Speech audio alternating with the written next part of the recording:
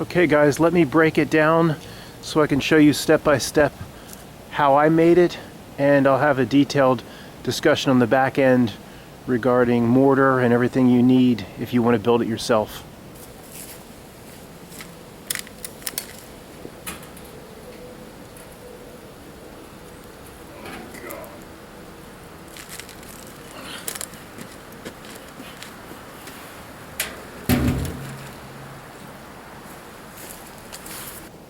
Okay, this is what was underneath the barrel. Obviously the flames, everything comes up here. You want to create some sort of baffle inside the barrel. You can obviously see where the barrel sat because it's all charred. And then remember the pipe was very low. The exit was not up high, it was low here. So the idea is the flames curve around the baffle, go up to the top of the barrel, and I think what's very important is to leave an inch so the flames can curve around the side of this baffle. I don't think it should be all the way to the barrel, or you should stuff this with insulation. I think you should leave an inch open on either side, and I would not go up any higher. Yeah, if you build your baffle larger, you can drive more hot gases to the top of the barrel. I wouldn't take a chance. This was smoke free. The barrel got hot. I'd err on the side of keeping it, letting the gases escape over that baffle a lot easier than taking the baffle up high and trying to be too perfect. No reason to be too perfect.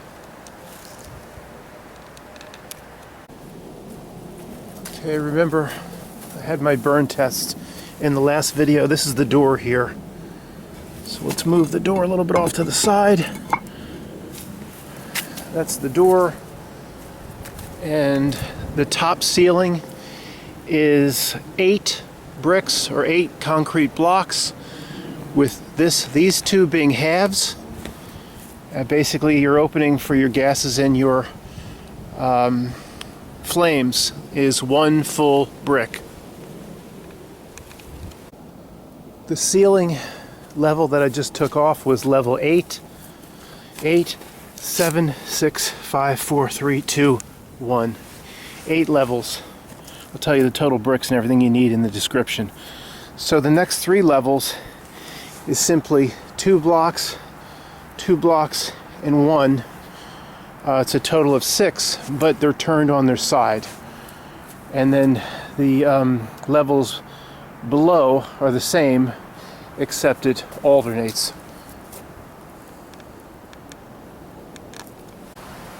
So 6 levels remaining.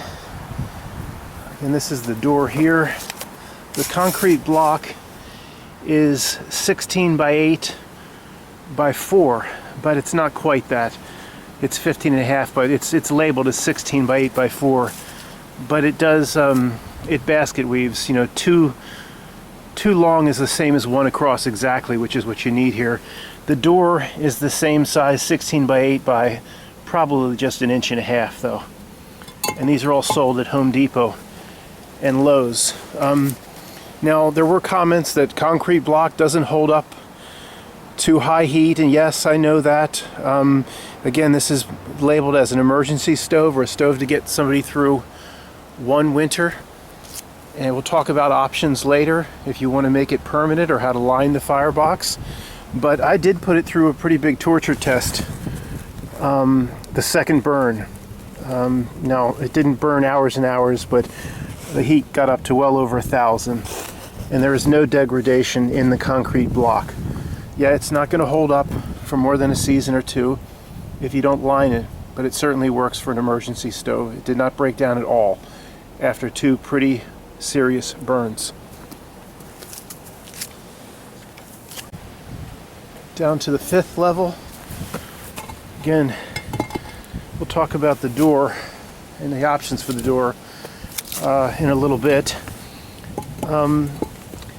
This is called, I used as a grate. The air comes underneath here. The air comes in here. You can use a little brick like this as a device to regulate the air by swinging it back and forth.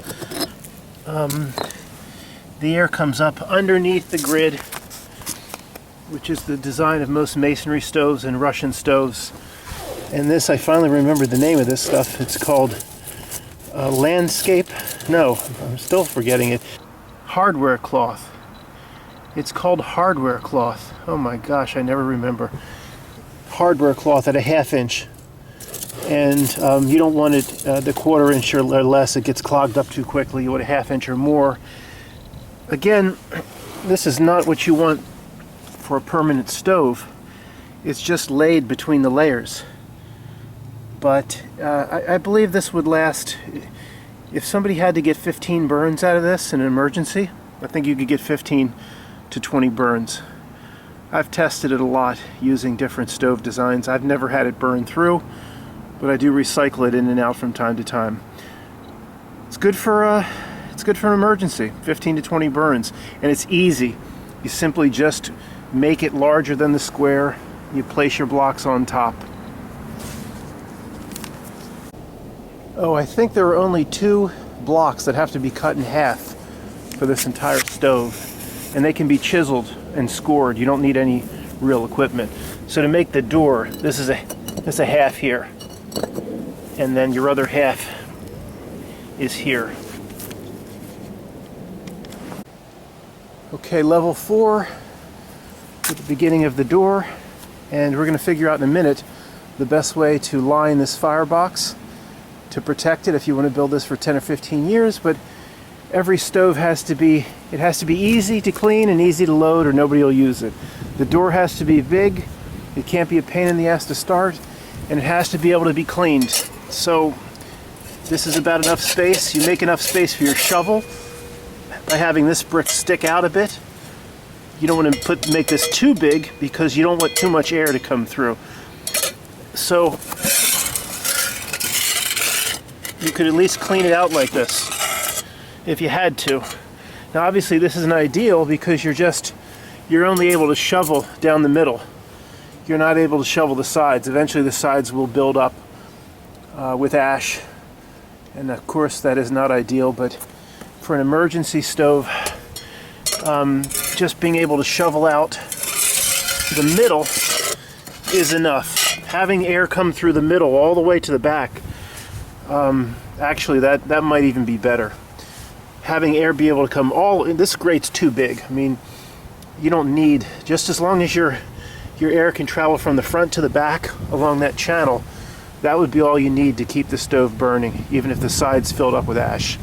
Don't need, it's better, but you don't need the air to flow under the entire grate. The first 3 rows is this concrete block laid flat. Row 4 starts where you lay it on the side, and when you start to lay it on the side, it's on the inside. It's on the inside, and it would be 2, 1, 1, and 2, 6 total. It needs to be like this going up because it's hard enough for the heat to radiate through this gap. It takes about an hour. It gets very hot, 115, 120 on the outside. Concrete block radiates heat pretty quickly compared to brick, but it doesn't hold heat as long as brick or fire brick. But if you were to build it like, someone say, why don't I just build it up, if you have extra materials or you have the money, why not just build it up like this? It's too hard for the heat to radiate through. It'll eventually do it, and this design, if you stack them all flat, would hold more heat for several more hours. It'd take 2 hours or so, and it would not be that hot on the outside. It's better to, on row 4, to start on the sides. So when they go on the sides, it's on the inside. I'm always testing materials. This is a frame from a political poster that they put on the side of the roads. It was just election season here, and these morons were trying to get elected or whatever they do, and I was testing it, and most of it is steel. So you can use the frame of election posters. I found a bunch in the trash. The steel, my fire in here the last time was easily 1000, 1100, 1200 degrees. So aluminum would break down. You'd know this is, well, I could put a magnet to it. Steel, stainless steel I don't think is magnetized, but carbon steel is. It held up great. So you can get creative on your grate. We're going to talk about how you can get creative in making a grate, something that's more permanent than this crap, in a minute. Okay, I took part of row 3 off so you could see. You just overlap this hardware cloth stuff and then stack the next row of flat right on top. If you had to, you know, if you're thinking about this as an emergency stove.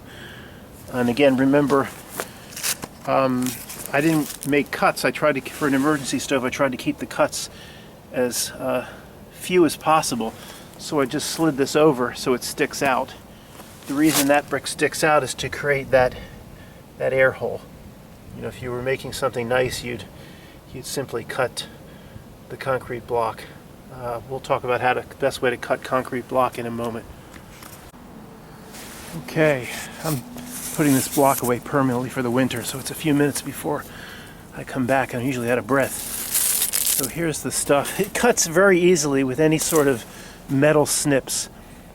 Harbor Freight has snips for $9 or $10 or $11. Home Depot would probably be $15, $17. You could even use a pair of scissors if you wanted to destroy, if you were willing to completely destroy the scissors. This stuff cuts easily.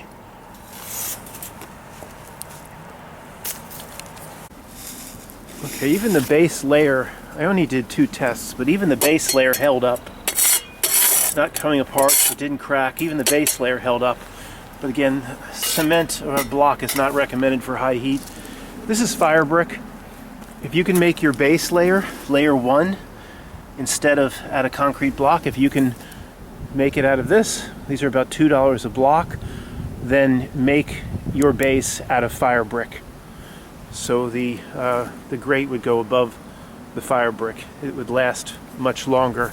You just make this, you just stack your brick or lay your brick so it's just larger than, you know, your 16 by 16 or 32.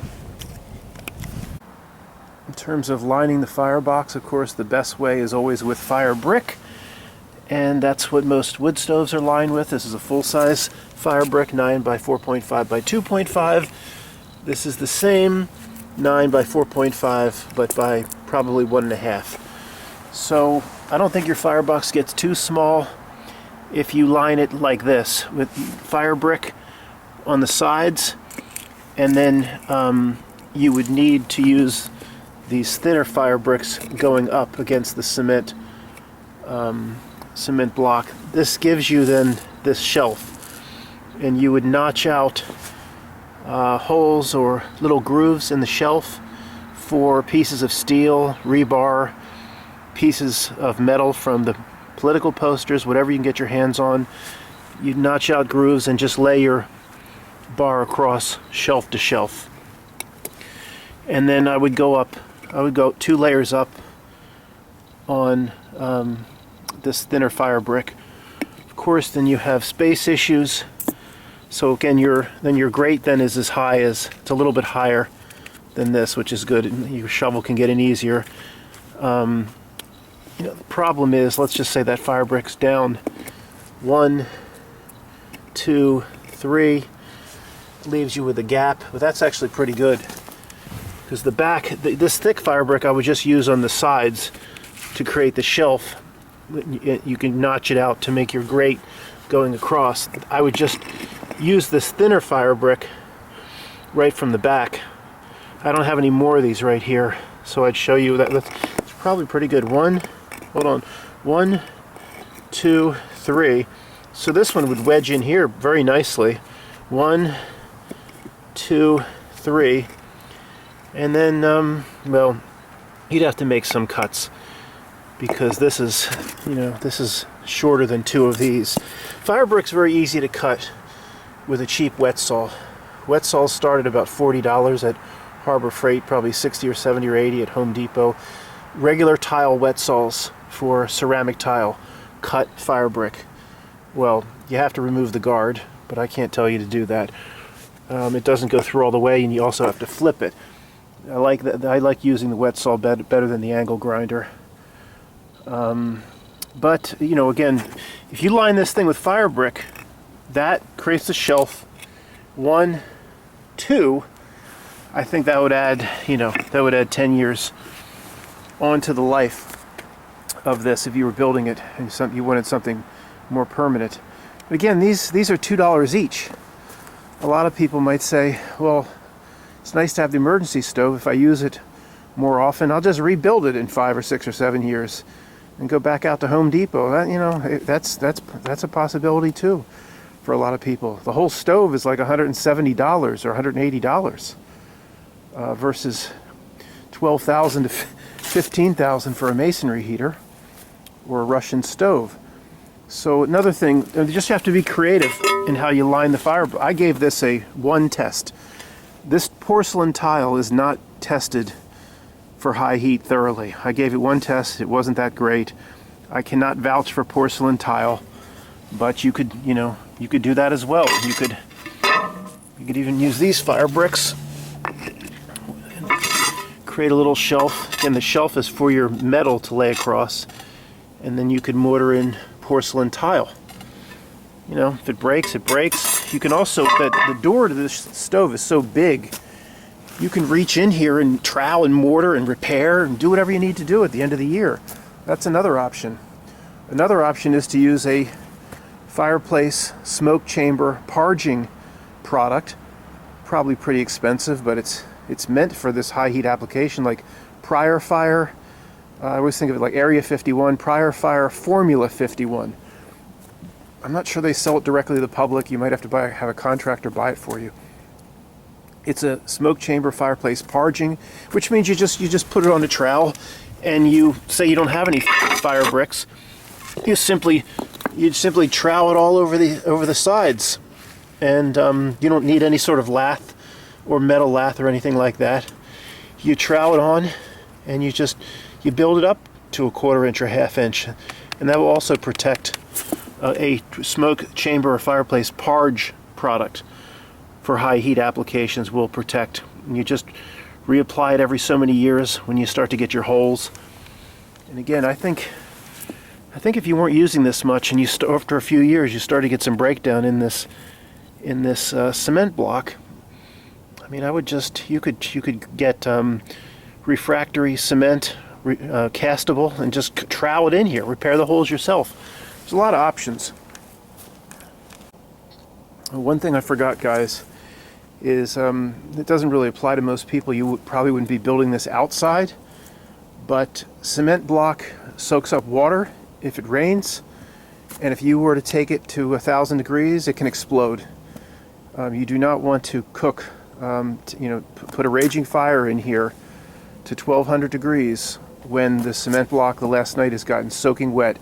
It will steam up and it could explode. It's very dangerous. Keep your cement block dry. My brickyard, where I get the fire brick, I guess somebody had a return. They had all this. It's pretty cheap product. It's fake stone veneer. It's concrete that's supposed to look like stone. And I did a few burn tests on it to see how it held up. It held up pretty well. But if somebody had a little bit more money, or they want to build something that's going to last 15 years, you can line the firebox. I mean, you can come along at the end and veneer it up to make it look nice. Just remember, if you use a product with or without metal lath, some product is stackable without lath. It'll take another 45 minutes for the heat to start radiating out, because the heat has to get, it takes maybe 10 minutes here, 15, 20, right about 45 minutes. Well, this is the thick part, the bottom part. It comes through faster at the top because they're on their side. So you would use this product all the way up.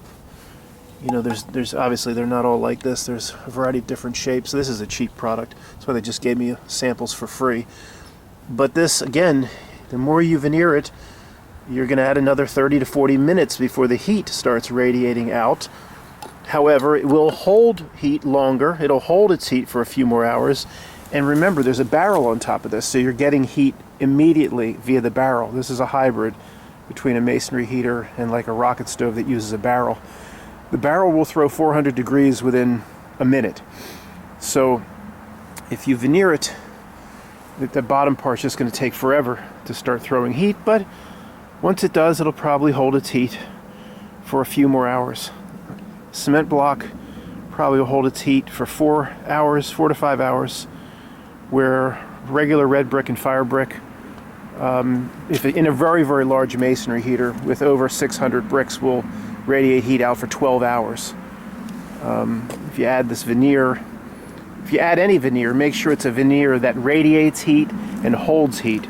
You certainly don't want to, you wouldn't want to use pieces of soapstone or whatever. You don't want a veneer that's going to trap in the heat. Then you're defeating the whole point of a masonry heater. Test your veneer and make sure it gets nice and warm and it holds heat. This was my idea to regulate air. I guess at Home Depot all this is like from the same family, because look, it's the exact same height. All these different concrete blocks have similar dimensions, which is very nice. So you'd want to put it in pretty much immediately. That's plenty of air. That's way, remember it was just a square there. That's way too much air coming in. You don't need that. Most wood stoves have 2 little holes the size of nickels. That's all. To get it started, maybe 5 minutes, but then you'd want to place this in like that so the air is just coming in. That's huge air channels for under your grate. And then eventually, though, if it's too much, you don't want too much air to come in. That can actually cool the firebox. You can shift this back and forth. That blocks all the air. That blocks some of it. You can get good with a block like this. And again, it's making this or creating this as an emergency stove, or somebody that needs to build something for under $200.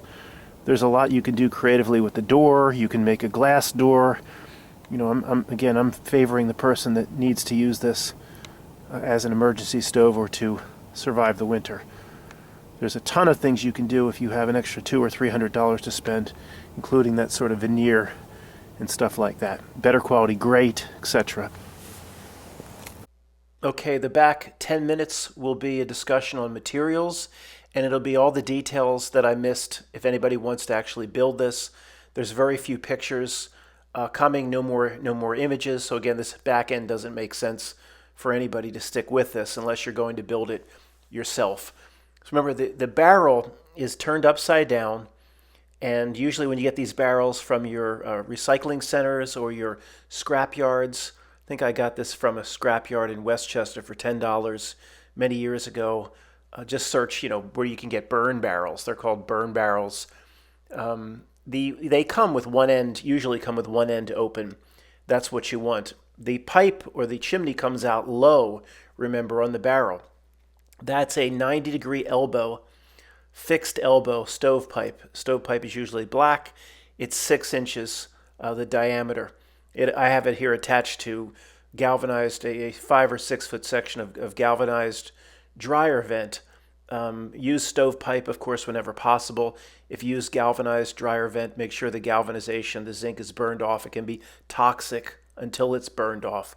Also, these 90-degree, there you can get are they called telescopic or telescoping? You can change the 90-degree angle, all the different angles.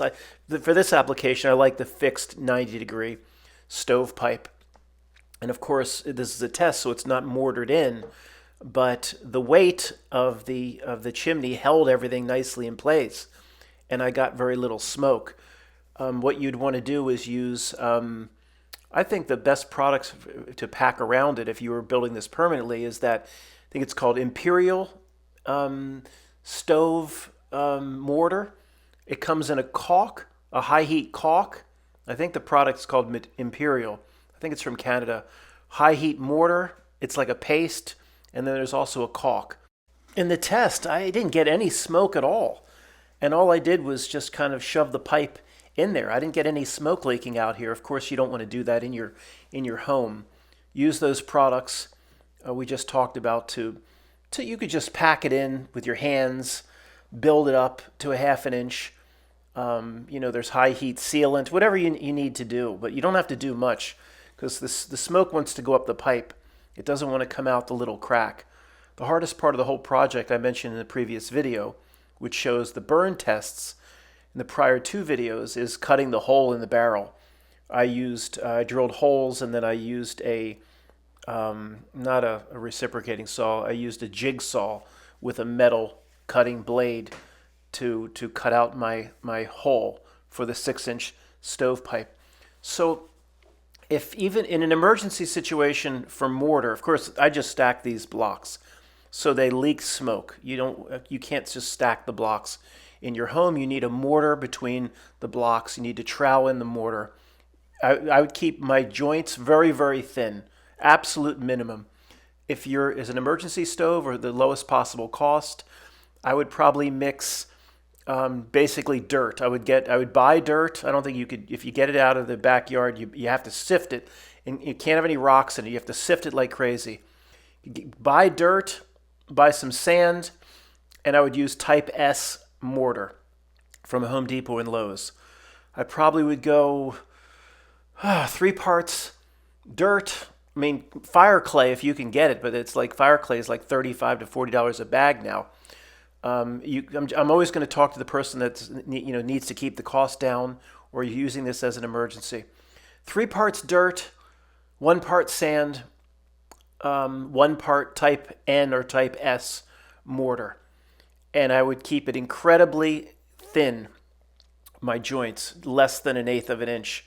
I would butter it, and then I would hammer the crap out of them down on each other. So there's almost no visible joint. You just want to fill space so the smoke can't leak out. And then of course get a level, keep checking your level, keep checking your level, check it both directions, and mortar your joints. If the joint's that thin, I don't think it matters what you use, as long as it's something that's not flammable. On the other end of the spectrum, for the person that wants to build this using top quality materials so it lasts 15 years, I would use refractory high heat mortar. Again, incredibly small joints. You also want to wet. I don't think it's as big of a deal for if you use the dirt and the sand and the Type N or Type X mortar, but you want to at least spray it down, wet it a bit. If you use the refractory mortar, you definitely want to spray it down, get it nice and wet before you put your thin little coating of refractory mortar on, butter it on thin, and then hammer it down, or hammer the one on top. I was going to say with a rubber mallet, but these things are so heavy. You just push down on them. It'll squirt out the sides a bit. Just take your finger with a rubber glove, pull the excess off, and you're good to go. Looking at this picture here, which is the baffle up inside the barrel, remember I think it's important to keep the inch space, inch or a little less, 3/4 of an inch on the sides, and then I wouldn't go too high up. So there's a good 12 inches or more above that baffle. That baffle does not go up nearly close to the top of the barrel. I just wouldn't play it close. I don't think there's a real need to. If you block the air, it can only cause problems. I don't think you're going to be able to trap heat in the barrel. If you trap heat in the barrel for another 1/4 second or 1/2 second before it gets out, is that really going to matter? No. This is enough where it's not just going to go right out the pipe.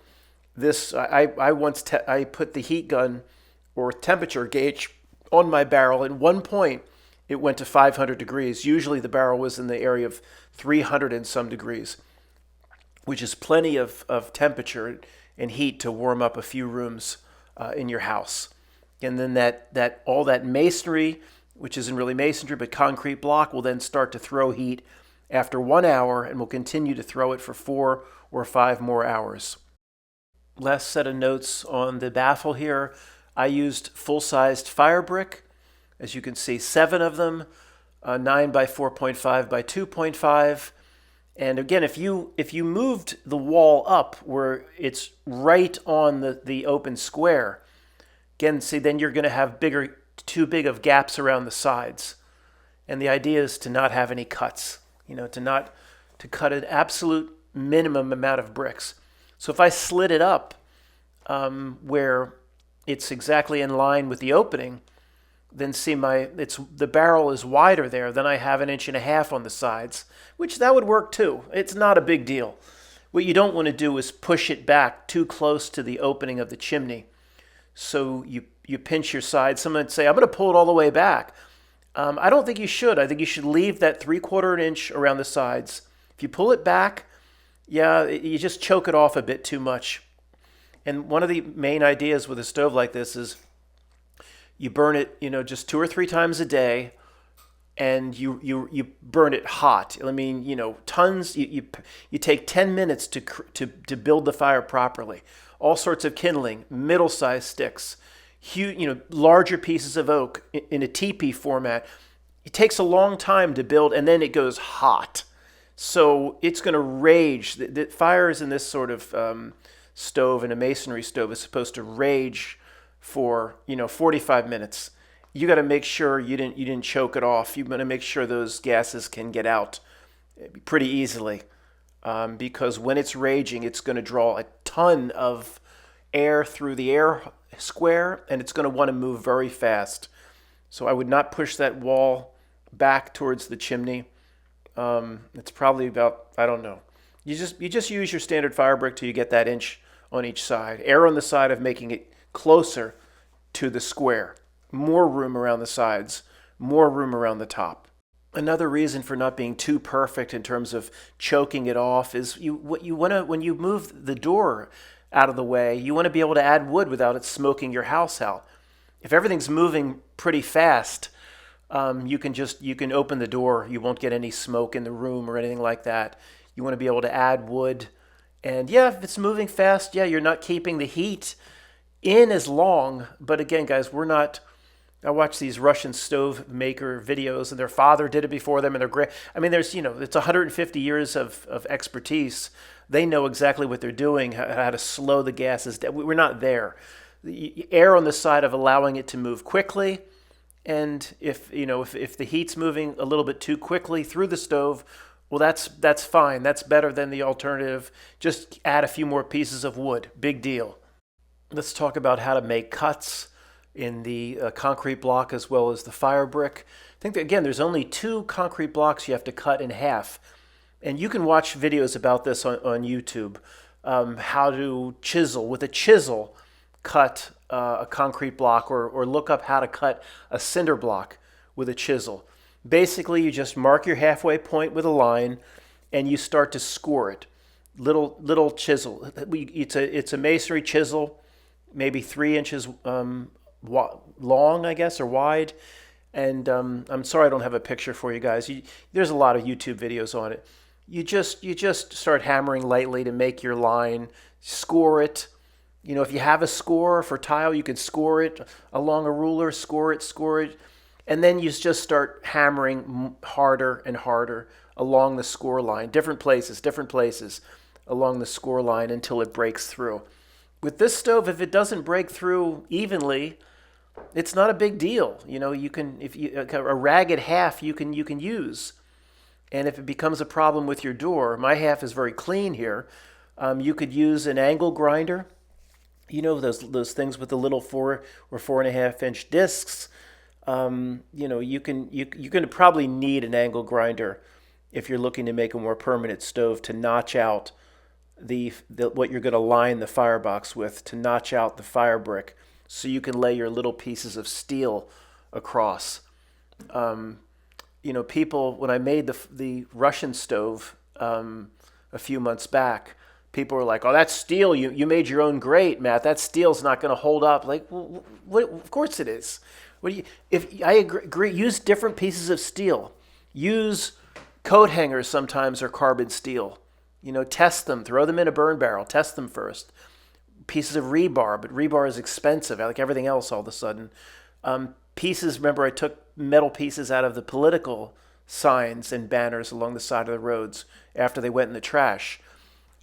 Whatever little thin pieces of steel you can notch out, use different types of pieces. If only 4 or 5, like I said in the last video, if only 4 or 5 hold up, you only need 4 or 5 pieces across to hold a piece of wood. I mean, you don't let the air flow through. You don't need it.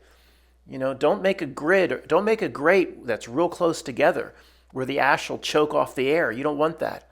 You're going to lose some wood dropping down a little prematurely, but so what?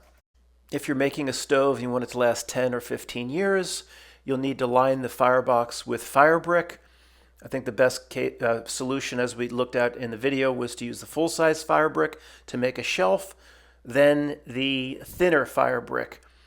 You would use an angle grinder with a 4-inch disc, a masonry disc, to make little V notches, so you could lay your grate across. And if those notches hold up, guys, again, if your steel gets burned out, even you could just lay new ones in the next year or whatever. You can reach. There's a lot of room with that door to reach in and make repairs or do whatever you need to do. Just make the angle, the little grooves such on your shelf where, I don't know, if you lose a piece of steel or you it's aluminum and it melts and you didn't know it was aluminum, you could just reach in there and put another piece in. You know, you can, as long as you have a shelf, it doesn't even need to be mortared in or cemented in. It should be, but you could just lay stuff across. It would work. It'll fall, pieces will fall. And if what you would do is if you make that shelf that we looked at in the video using the 2 different sizes of fire brick, you could just, if you did buy a bag of refractory cement, which is expensive like everything else, about $40 or $38 to $40 some dollars a bag, then you would you just use that refractory cement to go over top the metal bars of your grate. You just basically put that refractory cement over the shelf of your fire brick, and it would hold for, as long as you didn't just toss the wood in there, it would hold for many years. And again, the door is so big you could reach in there to make repairs. Oh, one last thing about mortar and one last thing about lining the firebox. You could line the firebox with anything. I mean, even rocks. But if you're just you don't want to create a situation where you have no space to put the wood. You could also stack the wood up in a teepee style. If you make the firebox smaller, an option is to always stack the wood up in teepee style. That works as well, and sometimes you get less smoke if you do that. So if you were lining the firebox with, I don't know, pieces of slate or just mortaring in pieces of rocks or whatever, you're going to have a tight firebox, but that's okay. As long as you have the grate underneath and the air coming up, you put your wood in teepee style, 4 or 5 pieces, keep the wood a little bit smaller. You put your wood on top of 6-7 inches of small sticks and all the kindling at the bottom, and that would be fine. If you could, if you lined it up 8 to 15 inches with something that made the firebox smaller. The wood doesn't have to lay on it down. I like a lot of times with a smaller, tight firebox making a teepee style. And the other thing with the mortar, some people would say, they're gonna tell me in the comments, Matt, 3 parts sand, 1 part fire clay. Yeah, well, yeah, of course you can use 3 parts sand to 1 part clay, but the fire clay is like $38 a bag now. For this, the joints should be absolute minimum. I don't even know why you're not going to need fire clay. I mean, if I would get fire clay if you want to build this for 15 years. Whenever I do 3 parts sand to 1 part fire clay, I always add a 1/2 part lime or a 1/2 part type N or type S mortar, so it binds up a little bit better. Keep your joints absolute minimum. Smush it down so it comes out the side. Make it so it's just kind of like laying block on top of block, like you can't even see the joint. There's no reason to have a joint here. It's just too difficult with this heavy block. It doesn't do anything for you. Just want to smush crap in there so smoke doesn't get through the block. And the most important part of any stove is the chimney. It's 60 to 70% of the success is the chimney. So we should have talked about that first. But once you have your 90-degree elbow coming out the back of the barrel, again where the elbow goes in, you've drilled your 6-inch circular hole. You want to pack it with high heat mortar or high heat caulk. You could even, if an emergency stove, you could pack it with mud. Emergency, that's another thing. You could pack it with whatever you had. It would hold up for the emergency of which you're using it for. Then what are your options? Well, use stovepipe whenever you can. If you use dryer vent like this, again, it's so important. I have to mention it again. It'll hold up for years, this metal dryer vent, but burn the galvanized coating off. The zinc, as it burns off the first time, is highly toxic.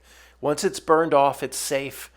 I've been using this for tests, this sort of thing, for years, I don't think it'll eventually burn through, but it will take years. So one of the nice things about this stove, if you let the air move quickly around and over the baffle, you don't need a gigantic chimney system to draw everything through. You can see what I was just using, 5 feet or 6 feet of dryer vent, and my draft was excellent. It was drawing everything through quickly. If you build a gigantic masonry heater or a Russian stove with 600 to 800 bricks at 5 or 6, 7,000 pounds, and the gases in a Russian stove go up, then they go down, then they go left, then they go right, then they're drawn up and down so many times. You need a really insulated, 15-foot, nice, big, long chimney to pull everything through. And you don't need that in this stove. Now, I've got to tell you, always check with your code. Don't ever do anything that the inspectors wouldn't allow. I've got to tell you all, of course, don't listen to me. This is what I did. I can't tell you to do anything in this video. This is what I did in my backyard. You need to check with the code and the inspectors, of course. But don't need a real chimney.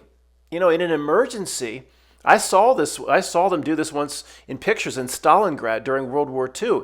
They took the pipes out the window in Stalingrad. I can actually find the pictures for you if anybody's interested. They put the pipe right out the window. They just turned it up 3 or 4 feet out the window. Hopefully they had a non-combustible insulation in the window like a mineral wool.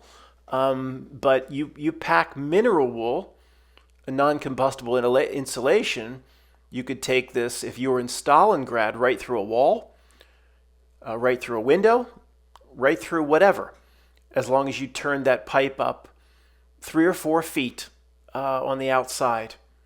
And of course, it's supposed to be so many feet above the roof, and so clearance on this, and whatever. In an emergency where some people could freeze to death, always check with your local code. So there's a lot of options, guys. It doesn't need to go straight up. The gases do not need to go. You should try to maintain better than a 45 degree, of course. But in the old days, go watch that scene from Cold Mountain with Natalie Portman, and Jude Law comes across, my baby's sick. You can see that. I think they wrap the pipe all the way around the room. It just goes up at like 30 degrees or less, and they're using the pipe, a long pipe wrapped around the room as a radiator. The pipe itself actually heats the room as much as the stove does. So this is an old-fashioned, what they used to do the old days. Just keep enough angle so the smoke doesn't back up. It's not going to back up when everything's closed up, but it will, if you don't have a nice 45 degree or more, you'll get smoke when you go to open the door to add wood. It will smoke back at you at that point. So I guess the last thing to talk about probably is just the door. Let's talk about the options for the door.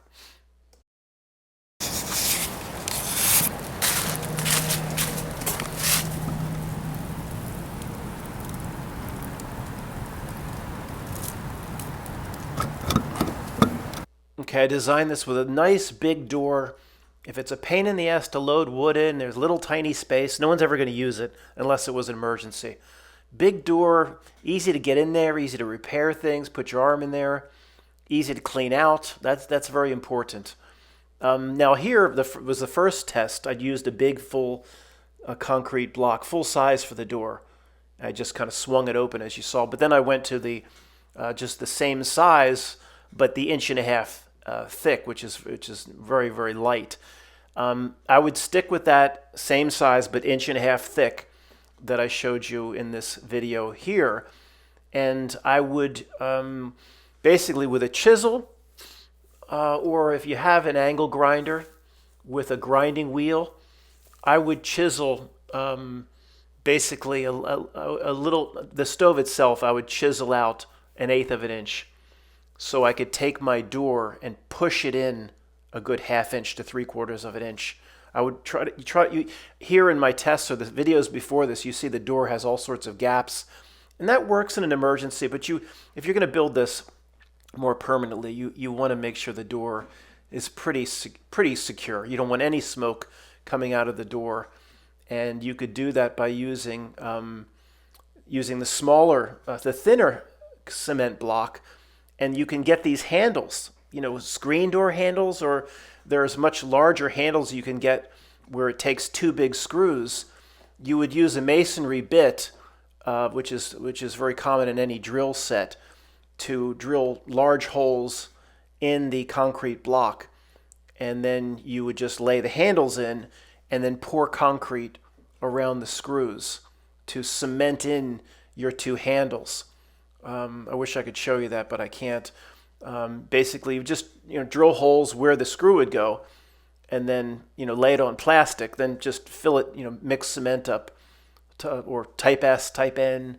You don't want concrete, because concrete has stones or aggregate. For any of this, you want mortar type N, type S. Cement does not have the stones. You don't want that. That's concrete. You put two handles in a full-size block or in the thinner block. You just grab the handles as your door, and you've chiseled out the stove so you can push it in a 1/2 inch to 3/4 of an inch, kind of seal it up. Do you need to use a gasket or anything? No, I don't think so. I don't think so. I mean, you could get creative with that. You could make a groove with it. I mean, it depends how handy everybody is. A groove, you could lay in a gasket with gasket cement, which I think is some form of sodium silicate, which I've had bad luck on recently. They say it's a high temperature adhesive, sodium silicate, water glass. Well, it didn't work for me the first time I used it, but anyway, the gasket cement you can buy on Amazon. I think that's also Imperial, and you could make the doors. You don't need any gap in the door. If it's a 1/4 inch or 1/8 of an inch, the air will want to rush in. I don't think the smoke is going to want to come out, but I don't know. I like my door to be completely sealed, so I would chisel it out so I could put my door inside the stove, just about a 1/2 inch. Doesn't have to go all the way in or anything like that. Just a 1/2 inch, so there's no possibility any smoke could come out. And it's also not in too tight, where if I just want to take it out and add wood, I can do that very easily. I hope that made sense, guys. I'm not going to re-record that. There's a lot of options you can do with the door. There's online. There's wood stove glass companies. It's very expensive. I mean, it's usually like $50 for a piece of glass, but you could put in a little 4x6 high temperature glass, which is called pyro glass, or high temperature glass, or quartz glass. Put in a little viewing door. If you want to chisel out a little window in the concrete block, there's a lot of interesting things you can do with the door if you had the time, expertise, and the expense. A little viewing door is really important. In this stove, I don't know how quickly that little viewing door though would blacken up. It might blacken initially, and then with the high temperature, sometimes it cleans itself. I'm not sure. Don't want you spending $50 on a piece of glass and going through all that work, and within the first 5 minutes of burning, and it's you've put a piece of glass in the concrete block door, it blacks up. But it might. But if it does, usually when the heat gets ridiculously hot, that blackening of the glass goes back clear again. And I think overall it would work for you. And it's easy enough to clean every 2 or 3 burns anyway. I guess that's it, guys. That's a lot of information, but I wanted to be very thorough to anybody that wanted to build this. Thank you.